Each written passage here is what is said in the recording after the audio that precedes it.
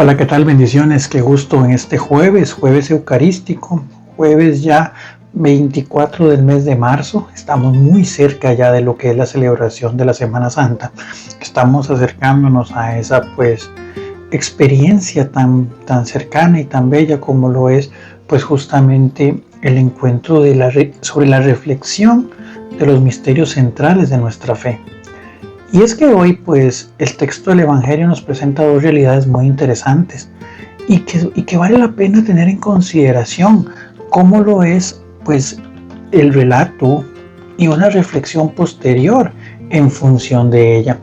Dice el texto que Jesús estaba ahí en la ciudad y le presentan a un poseído que era mudo. Y en el momento en el que Jesús expulsa ese demonio, empieza a hablar justamente esta persona. Y yo pensaba en este texto y sobre todo en nuestra realidad actual, donde ya inclusive dentro de la iglesia muchas personas piensan que no o quieren dar una reflexión muy alejada de la realidad cristiana y la enseñanza de la iglesia recibida por el mismo Cristo, de que el infierno no existe, de que el demonio no es un ser espiritual, sino una forma de vida y demás. Y producto de todas esas cosas, también uno se da cuenta de que a veces nosotros, sin que se asusten, y tampoco es que vayamos a hacernos todos un exorcismo, pero que sí pensemos ¿cuántas veces nos hemos quedado callados a la hora de defender nuestra fe? ¿Cuántas veces, teniendo la oportunidad de dar un testimonio de lo que Cristo es, de lo que la iglesia significa, de lo que la Biblia me ha enseñado y demás, yo me mantengo callado para no ofender? Claramente partimos de dos realidades. En primer lugar, la que decía Pedro en un texto que siempre citamos mucho, principalmente cuando estamos en el mundo de la apologética, que es 1 Pedro 3:15, que es dar razón de nuestra esperanza, pero con amabilidad, con dulzura, pero dar razón de la esperanza. Y si tenemos la convicción de que verdaderamente Cristo existió, fundó una iglesia, que ha dado dones, ha dado gracias, y que sobre todo que el Evangelio, la enseñanza de Cristo, la presencia de Cristo es lo que el mundo necesita para mejorar, ¿por qué debo de quedarme callado?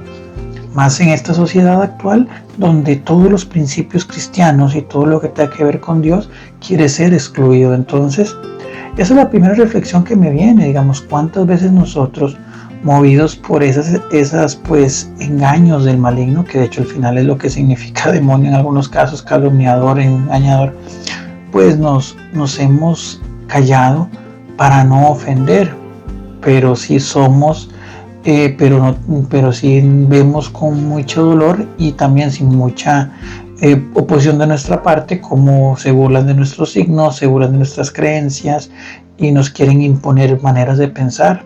Entonces, es lo primero que debemos de entender, que a veces caemos mucho en la tentación de ese respeto humano que al final es callar nuestra boca ante una corrección fraterna y sobre todo ante la esperanza y la razón de que nos tiene aquí, que es justamente la vida en Cristo. Eso por ese lado. Y lo segundo va muy amarrado al anterior, que es a veces qué provoca en mí el miedo o ese silencio. Y es lo que Jesús explicaba, dice, un reino no puede dividirse. De hecho hay una frase muy estratégica en el mundo de la guerra, que es divide y vencerás, y la usa mucho el maligno. En la vida de la iglesia, hay muchas oposiciones en maneras de pensar y a veces eso debilita en nuestras familias cuando hay división. Pero vayámonos en este camino cuaresmal, en esta experiencia, a nuestra propia particularidad. ¿Dónde nos vemos nosotros divididos y por tanto debilitados? Cuando separamos nuestra vida espiritual de nuestra vida cotidiana, cuando deberían de ser la misma cosa, cuando tenemos muchísimo tiempo para las cosas del mundo, para series, para clases, para paseos, para pues por el trabajo que reitero, pues claramente lo requiere y es necesario, pero no le dedicamos el más mínimo tiempo a las cosas de la fe. No le dedicamos tiempo a la oración, no dedicamos tiempo a la lectura de la Biblia, no dedicamos tiempo a la oración, no dedicamos tiempo a la ayuda al prójimo, no dedicamos tiempo a los sacramentos, a visitar a Jesús sacramentado, a rezar pues el rosario, en fin, a participar de algún grupo, etcétera. Escuchar historias de santos o escuchar emisoras que me edifiquen, en fin.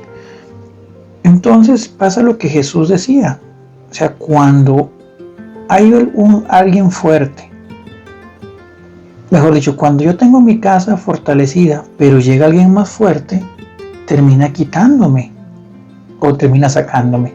Y veámoslo en este ejemplo.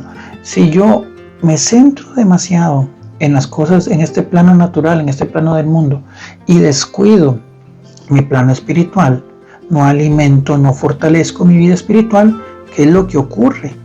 Que mi plano material empieza a derrocar, a destruir mi espiritualidad y termino alejándome de Cristo. Entonces, ¿qué es lo que corresponde? Que mi parte de fe, que mi fuerza en el Señor, que mi vida espiritual, que al final es lo que me mueve a la vida eterna, pues se mantenga firme y que ninguno de los embates y bombardeos del exterior sean capaces de alejarme de esa fortaleza. Entonces, en ese tiempo de Cuaresma que estamos pues aquí caminando, sea un momento de reflexión para entender dónde está mi fortaleza o dónde le he metido el esfuerzo en fortalecer. Es una época necesaria para hacer ejercicios espirituales. Hacemos ejercicios físicos, pesas, que CrossFit, que algún deporte y demás. Pero a mi nivel de espíritu, a mi nivel de relación con Dios, ¿qué tanto me he esforzado?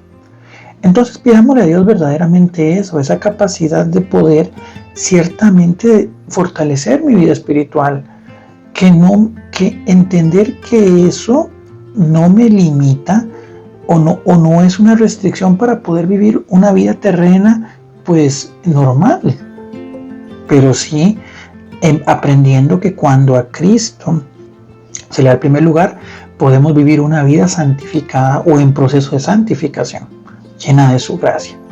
Entonces, donde esté y donde me encuentre, siempre puede tener la fuerza de Dios que me inspire a hacer lo correcto de vivir según el Evangelio.